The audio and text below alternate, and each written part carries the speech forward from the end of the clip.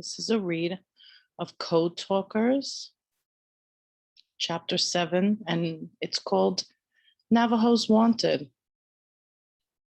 Over the next days, we learned more about the air raid on Hawaii. We learned the names of the islands thousands of miles away where the Japanese were attacking American and Allied bases in the Pacific. Even I, who loved geography, had never heard of most of those places. I had to look hard through the maps of my geography book to locate them. Wake Island, Guam, Guadalcanal. By Christmas of 1941, all those places had fallen to the empire of the rising sun. You must all sacrifice to help the war effort, our teachers said.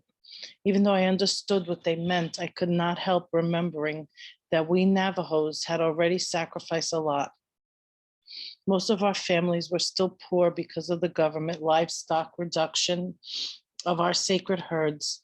None of our people were as wealthy as any of the Bailaganas we saw, especially those who ran the trading posts. Poor as we were, we Navajos really did want to help. Our tribal council met at Window Rock and declared war on Germany, Japan, and Italy. Navajo men took their guns, packed supplies, and rode their horses in to report to the Indian agent. They did not know how far away Pearl Harbor was, but they were ready to go there and fight the enemy.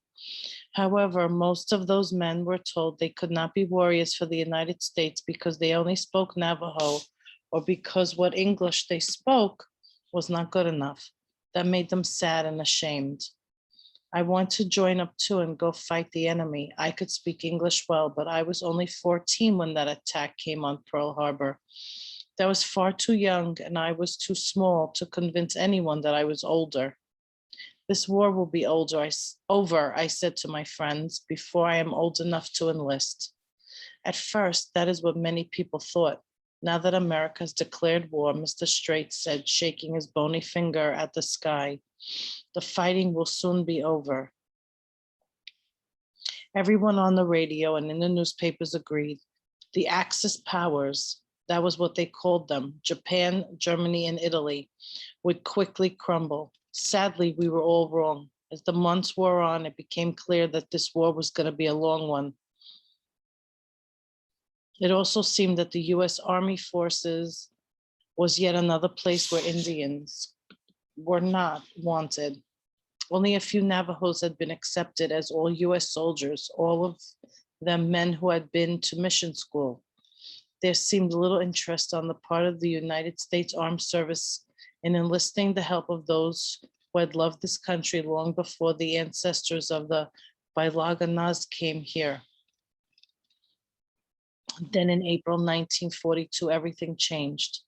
A message from Chi Dodge, our Navajo tribal chairman, was set around the reservation by shortwave radio. A Marine recruiter was coming to Fort Defiance looking for Indian volunteers, not just any Indians, but Navajos. Navajos were needed for special work. The Federal Bureau of Indian Affairs had given its sanction for Navajos to join up. However, only men fluent in both English and Navajo were wanted.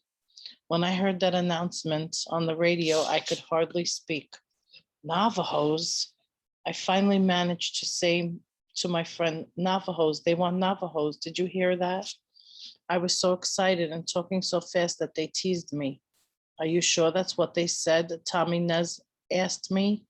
Wee-hee, Jessie Chi said. Yeah, didn't they say they wanted Mexicans? But the radio announcement interested those guys too.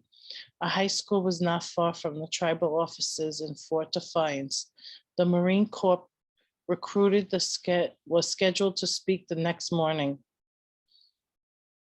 The Marine Corps recruiter was scheduled to speak the next morning, a Saturday, which meant we had no classes to attend. So the three of us went down there together just to look at that recruiter. He had been giving an office right near our Navajo tribal headquarters, and we could see that the door was open. We quietly crept up and peeked through the door. A tall, broad-shouldered white man wearing a neat, well-pressed uniform sat at the desk. He seemed very serious. He sat with his back straight, writing something on a pad of paper. Perhaps it was the recruiting speech that he was about to give. We were perfectly quiet. I am sure he did not notice us peering in. He was so impressive to see. But what was even more impressive were the things hung on the walls around him. Look at that, Jesse Chi whispered, pointing with his chin. We looked. There hung a beautiful sword in a silver case. Just below it was a fine rifle.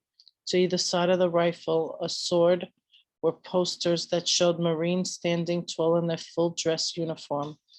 One of them, in the most colorful poster of all, looking much like the recruiting sergeant himself. However, the uniform of that poster Marine was much more striking than his. That uniform, it was so beautiful to behold.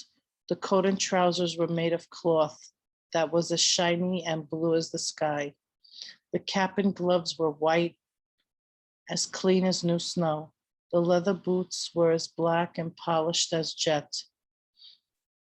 Did you see the uniform in that picture? Tommy Nez said, after we were back out in the street. Boy, that was sharp. I'd sign up just to have a uniform like that one. The three of us decided to hang around until the straight-backed white Marine gave his talk at 11 a.m. It was quite a speech. My name is First Sergeant Frank Shen, he said in a loud, clear voice as he stood on the steps of the tribal offices, looking out at the crowd of people who gathered around.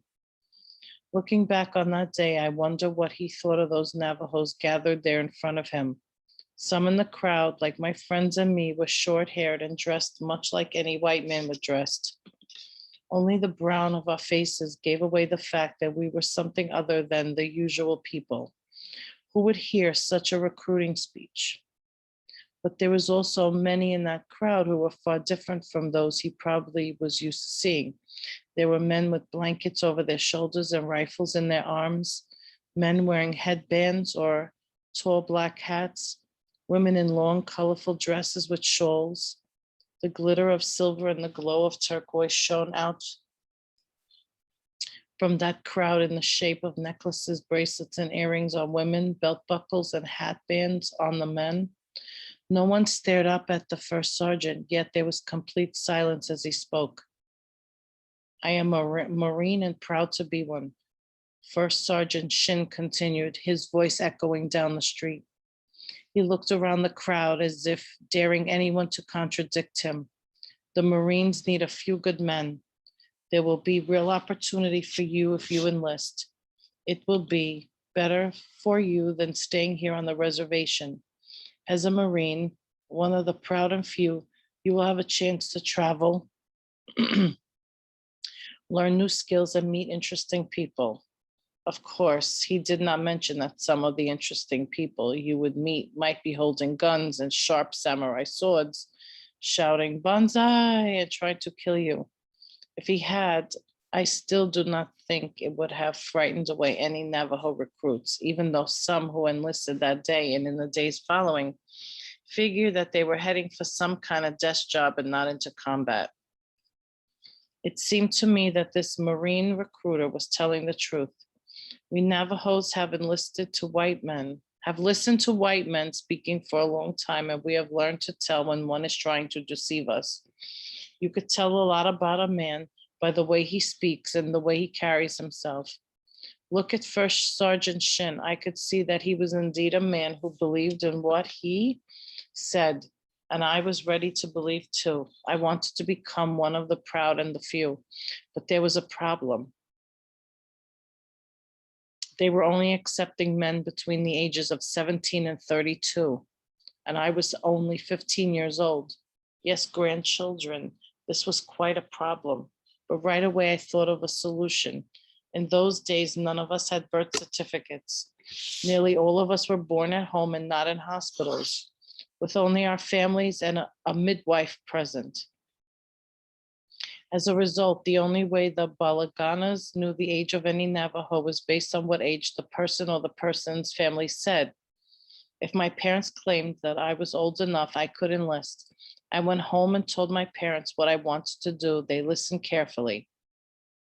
Son, my mother said, wait outside while your father and I talk of this. They did as they asked. I sat leaning against the wall of our hogan with the warm sun on my face. I could hear their soft voices speaking, but I could not understand what they were saying. A lizard ran up to my feet, stopped and bobbed up and down, and then ran off again. Finally, my parents called me back in. Son, my father said, we are proud of you. What you want to do is a good thing. However, your mother and I both think that you are not yet old enough. You are still too young to become a Marine. Wait through another winter. If the war is still going on, then we will give you our blessing to join up. I was disappointed, but I did as they asked and went back to school. And so it was that I was not part of the first Navajo platoon, those 29 men who developed our secret code.